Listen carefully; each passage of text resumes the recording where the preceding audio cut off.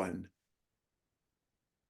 Hello, I'm Mario Toneguzzi, managing editor of Canada's podcast, Taking Care of Business today with Dr. Gillian Mandich, who is founder of the International Happiness Institute of Health Science Research. Thanks for joining us today, Gillian.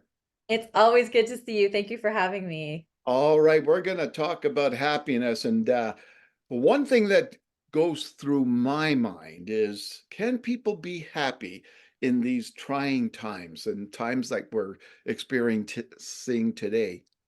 Yeah, that's such a good question, something that comes up a lot because especially when it's easy to be happy when everything's going well and Yeah. things are easy.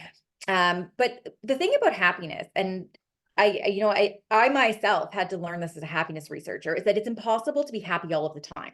So if we set our expectation that we're happy all of the time, we're essentially setting an impossible goal. And what happens when we don't reach our goals, right? Our negative self-talk comes in, we feel bad on ourselves. So what we see in research is that people that actually try to be happy all of the time end up being less happy than other people.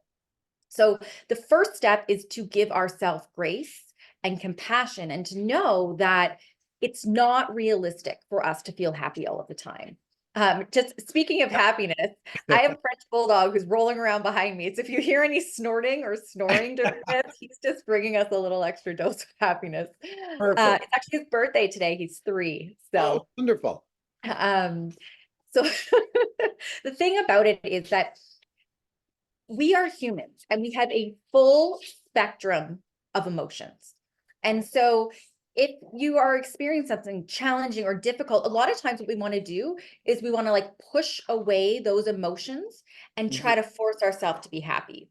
And Yeah. all of us, I'm sure myself included, have tried to do that before. And what happens when we do that, right? And we end up feeling worse. So I think step number 1 is really understanding that we do have feelings. And in terms of healthy psychological functioning, it really is about embracing the full spectrum of emotions. And while that may not intuitively make sense, it's paradoxically when we do that, that we actually allow ourselves to have more happiness because we're not trying to pretend like something isn't going on or forcing an emotion. And so the other thing is, happiness is not a destination, right? We don't arrive at it. It's not like we get happiness and then we're happy the rest of our life. Yeah. It's sort of like eating, right? We don't eat one time and then we're full for life, right? We understand that we have to, we'll get hungry a couple of hours later or whatever it is. Mm. The other sort of piece of it that I think is really important is that when we look at happiness, it's about the frequency. Like the thing is, the frequency of positive emotions is a much better predictor of our happiness than the intensity. So if you've one really big, amazing day, it's actually if you have moments here, moments there, where they're smaller in terms of time. So we don't give them as much sort of cognitive real estate. But Mhm. really, when you actually add them all up, that's what adds up to a much happier life. The thing is, like I said, we don't think about those things as much. And Mhm. so it's sort of counterintuitive for us to think that way, but it really is that. And I think that when we start to look in terms of our happiness, one of my biggest pet peeves is if I go on social media and I see those quote cards that say like, choose happy, you know, because, or like you're going in one of those home decor stores and they have those signs that you can buy to put in like your bathroom and say, choose Yeah. happy. Yeah. Yeah. And the reality is, it's not like you wake up in the morning and you choose your outfit and you choose happy. It really does not work that way. A big piece of our happiness actually requires work and effort. It's just like physical activity, it's just like nutrition. So sometimes I think when we're not feeling happy, part of it is like, it's not like this magical thing that comes along and all of a sudden we're happy. Sometimes if we're in a bad mood, we actually have to do something to shift our mood. And it's different for everybody. Like, for example, if I'm in a bad mood, I'm not feeling happy, I'll take my French bulldog out for a little walk or do those different things, but it's not a passive exercise. It's actually something we have to work at if we want to Yeah. be happy. So when you look at the world and you go out and walk around and encounter people, what's your sense of where people are at with happiness these days in general? It's interesting. Before we started this conversation, you were mentioning that it's snowing where you are. Yeah. And I'm in downtown Toronto right now, and it's actually a beautiful sunny day outside. And the one thing, especially being in downtown Toronto, that I notice is when the weather starts to get nicer and the sun is out, even just the amount of people when I'm walking my dog that want to stop and say hello or things like that, there's more of that, or people that smile when they see my dog walking down the street. I think that, we often underestimate the gray weather and how our environment can Yeah. impact our happiness. But we actually have, when we look at sort of our total capacity for happiness, there's three major players. So our genetics, our environment, and then our thoughts, our actions, and our behaviors. And so Hmm. I think that right now, as we're coming into spring, the weather is starting to change. Moods tend to increase a little bit more, especially in Canada, where we Yeah. have very clear seasons, right, that are Yeah. different. We're starting to see that sort of spring energy in certain situations, not as a result of our thoughts or actions and our behaviors, but as a result of the environment. People are spending more time outside, right? In the winter, when we all have to bundle up, we're less likely to go outside. And we know from research that nature and being outside, getting sunlight, has a very positive correlation with our happiness. So I do think that one of the positive things is we've gone through literally winter. So from that piece of happiness that's environmental, the good news is that we are coming into warmer weather, which tends to bring more happiness in the winter. What are the consequences of people being unhappy? Like what other domino effects does they have on their lives? Yeah, great question. So two things on that. One, so my work in happiness came from my work in health science. So my PhD is actually in health science. So when I began researching happiness, it was because I was reading all this literature. And what we see is that when we compare happy people to less happy people, happier people from a physical health perspective have lower rates of cardiovascular disease. They have stronger immune systems. They heal faster from injury. In the workplace, they're more productive. They're better problem solvers. They're more creative. So we see that happier people tend to have more benefits in terms of their physical Yeah. health, their work environment, their personal lives. Um, and then the other side, when we're not happy, I love that you use the word domino. Sometimes in psychology, we call it the domino effect, where one thing happens and it starts to tip over other dominoes. Yeah. And we've all sort of had that, right? You're having a bad day and you decide to not go for a walk or not do something that brings you happiness. And then if you look at the decisions you make as the day goes on, they tend to continue down that route and you say, oh, I'll just do it tomorrow or whatever. But then tomorrow becomes next week, becomes next month, right? And so a lot of times but the other thing is, I guess I want to say about that is that sometimes we're just having a bad day and we just need to have a bad day and start again tomorrow. Like, have you ever sat at your computer working or something and for whatever reason, you're not having a great day? Some days you have to know when to call it. Yeah. And you also have to have the discernment to know when is it that I could do something to shift my mood. So, Mm. I'll always try to do something to reset my mood, like go for a walk. And if I come back and I'm still just not feeling it, then I'm like, you know what, maybe today I'm not going to do that. I'm going to read a book. I'm going to, watch some funny videos, whatever it is. So it's that discernment piece to know, when is it that there's something I can do to shift my mood? Have I done all of the things within my control? And to know that sometimes we just have bad days. We all do, myself included. And we just need to sort of take that day in order to sort of recharge so that we can not have that one bad day stretch into a Yeah. bad week, for example. Yeah. So I wanted to ask you, as a personal note. Okay, first of all, I find that my mood is determined early in the day. Early, how my rest of the day unfolds is how it begins. And what I find, and as I said, a little personal here, but I'm a spiritual person, and I want the days that I spend initially on that side of Mhm. it, like first thing in the morning, or going for a walk, which is another of my favorites, sets the tone for the rest of the day. So how important is that? The beginning of a day for people? Yeah, I think we are seeing so many people talk about morning routines, right? That's a very trendy topic that we're seeing Yeah. right now.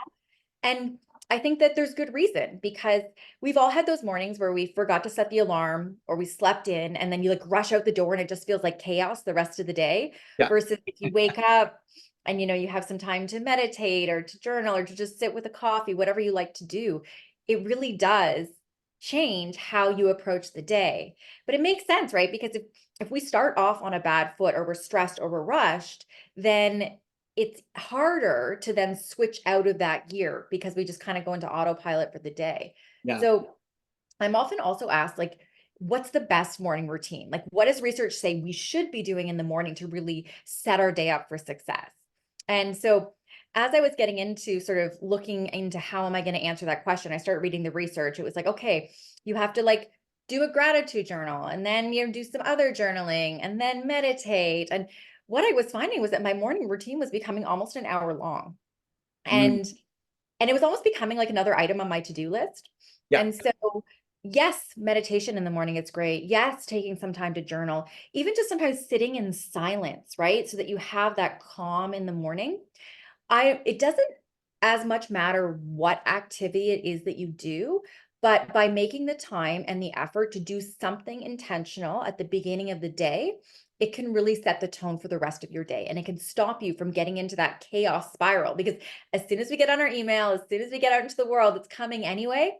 But it's almost like I feel like when you have something in the morning, it's like supercharging your batteries, right? The day is going to drain you no matter what we do, right? We're going to have less energy in the evening than we do in the morning. But if you can sort of supercharge your battery, then you're sort of at your best state to be able to handle whatever it is that comes at you that day. Yeah, obviously we talked about, the physical consequences and also mental consequences Mhm. of unhappy people, but let's talk about business. Unhappy people aren't very productive or great people to have at work, are they? No, and yes, absolutely. But even more than that, we see things like people want to work with people that are happy, that are pleasant, and not that everybody, like we all have bad days, but in Yeah. general, if you're going to spend some time working with someone that is, more positively oriented, more optimistic, more, seeing something as a challenge and trying to be constructive and kind and compassionate, we see that. But also what we've seen from research is that even in terms of dollars, like for example, happier people have 37% more sales than unhappy people. Wow. But it makes sense, right? Like we want to interact, we tend to do more. And a lot of business is relationships, right? And relationships are an important part. And so having people that are, that are kind to you and that aren't grumpy or snarky, it can really make a big difference. I think sometimes when we think about happiness, we think about it like it's this frivolous, feel good thing that's sort of a bonus if we get it. But what we're really seeing, and we're seeing so much emergence in this work in the science of happiness in the academic community, it's because we're understanding that, wow, these benefits from happiness actually extrapolate into so many other facets of our life. Yeah. You mentioned your dog. Uh, Yeah. what about pets? And how important are they? Obviously not everyone can have a pet, or not everybody wants a pet. However, being around pets seems to put people in good moods. I love that you asked this question because just this past Saturday, I did a keynote for Obesity Matters. They're a patient advocacy group working in the obesity space. And I wanted to bring Jocko with me to the talk. And so I thought, how am I going to tie him into this talk? And so I actually just on prepping for that talk last Saturday was reading all this literature. And what we see is that interacting with pets and animals can reduce anxiety, it can reduce stress. It can help having a calming effect. It can improve your mood, confidence, overall well-being. We see this in adults. We see this in children as well. And actually a great example. So my dog Jocko, so I live downtown Toronto, like I said, we have here, it's called CAMH, the Center for Addiction and Mental Health. And Mhm. they actually have a program at CAMH that's a pet therapy program. So Mhm. animals come in and they interact with the clients there and they bring hope, they bring structure, it helps to really improve a lot of patient outcomes. And Jocko, this upcoming Sunday, has his final evaluation to become a pet therapy dog. Oh, cool. So, and if you're listening and you don't have a dog at home, there's so many ways that we can interact with pets and animals if we don't own one, whether it's fostering animals, whether it's, you're passing an animal on the street and you stop the owner and you ask, can I pet your dog? Or watching funny cat videos or dog videos on YouTube, going to Yeah, farms. There's a lot of ways, animal yeah, shelters, volunteering in an animal shelter. There's a lot of ways. But like I said, it's not like you just choose happy. But in order to interact with pets and animals, sometimes we have to do something because there's not one around our house all the time. But there is a lot of research really showing so many benefits in terms of our physical health, but also our mental health from pets and animals. What about children? I find the same thing with children. I love watching children in action, or and the things they do, the things they say. Yeah, absolutely. My master's degree specialization is actually in child and youth health within health science. And so I've done a lot of work with kids. And again, the same thing, we can see that, playing with children or interacting, or like you said, even just watching funny videos of, kids learning to walk or something like that. Even if also like comedy, laughing, smiling, whatever sort of content or interaction where you get that positive lift. And different people are different. And I was actually reading some of the research about animals, and what they found was that it was with dogs specifically, this one study. And if you don't like dogs, you didn't see the benefits that people did that like dogs. So you Mhm. really have to find what works for you. And I think that's a key overall message in terms of our happiness is there's no one size fits all approach. I get asked all the time, Jillian, like, what's the one thing I need to do to buy or to get or to say Yeah. in order to be happy? But I can't answer that question for anyone because it's up to us to really figure that out. And it gets even more complicated because if you think about what made you happy when you were 16 versus now versus when you're 100, it changes. And so True. part of it is step one is like asking yourself, what are the things in my life that make me happy, that bring me joy, that make me smile?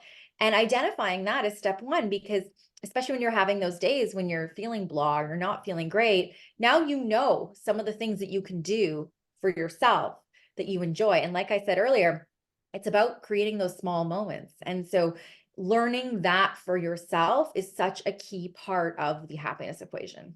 All right, wonderful. Thanks very much, Dr. Gillian Mandich, for joining us today. Appreciate Thank it. you so much for having me. I always love talking to you. It makes me happy. So thank It you. makes me happy too. We're both happy there. Yay. All right, thank you. That was Dr. Gillian Mandich, who is founder of the International Happiness Institute of Health Science Research. I'm Mario Toneguzzi, managing editor of Canada's podcast, Taking Care of Business Today. Thanks for joining us.